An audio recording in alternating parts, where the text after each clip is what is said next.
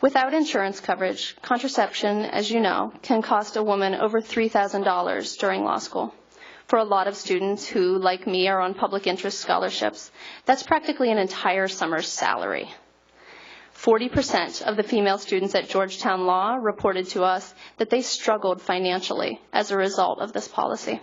All right, believe it or not, those were the words of somebody that Time magazine is now considering as Person of the Year. Well, you heard it right. The Failing magazine is now elevating former Georgetown law student Sandra Fluke to the same level as, let's see, Winston Churchill, Pope John Paul II, Martin Luther King Jr., just a few of the previous world leaders to earn the distinction. And here to try and explain how advocating for publicly funded birth control qualifies Fluke for the Person of the Year.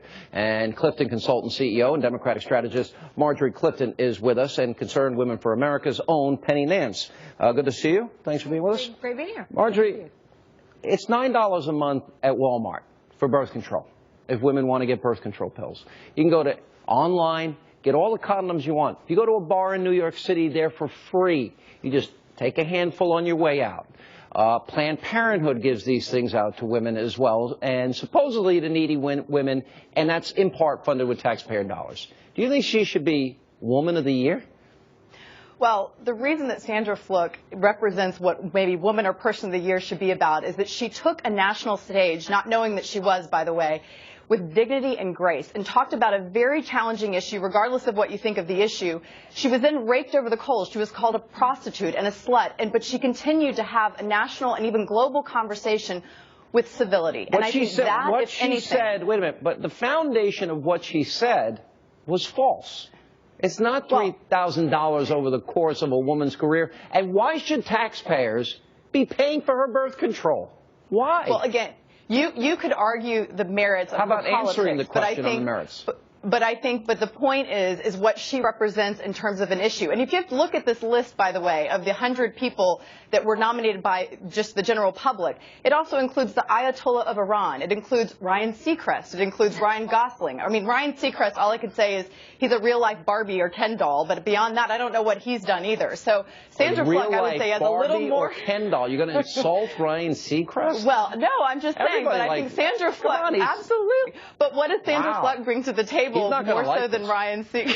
But don't tell him I said that. Let me get Penny in here. You know, even the idea that she would be considered is a slap in the face to about 60 million evangelical and Catholic women who are offended by the idea that we are forced to pay for someone else's abortion or abortion-inducing drugs. Her whole platform was advocating on forcing us to violate our consciences. This issue is not over, Sean. Liberty University's case has been remanded back down to the Fourth Circuit. Right. We will have our day in court. But the idea that Sandra Fluke is somehow held up as this bastion of womanhood. But fundamentally, this issue, this is not true. And then also the entitlement mindset. Why should I pay for her birth control? And why should the woman who basically took the national stage saying she wanted free stuff be the idea of the ideal woman?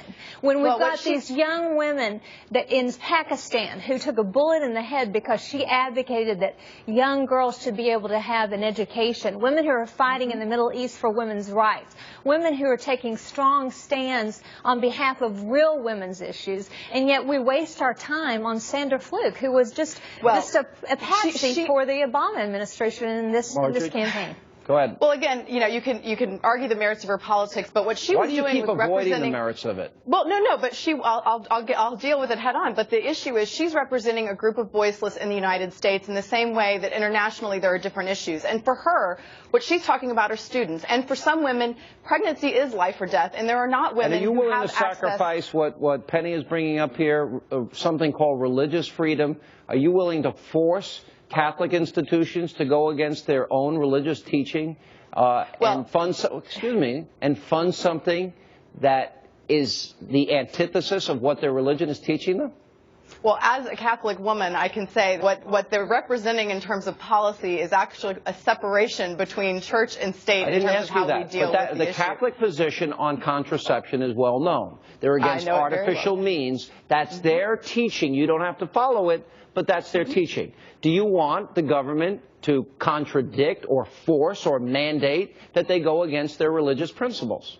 Well, as a Catholic woman, I don't have to take birth control. That is my choice as a Catholic, and the same way it is for evangelical women. You're still not answering my question. Did I not say it clearly? Absolutely, I am. So, absolutely, I am. And because, in fact, what this means is that we have an option of whether we choose to take birth control or not. Do you want the state to force institutions to do something that is against their religious beliefs? That's a yes or no question.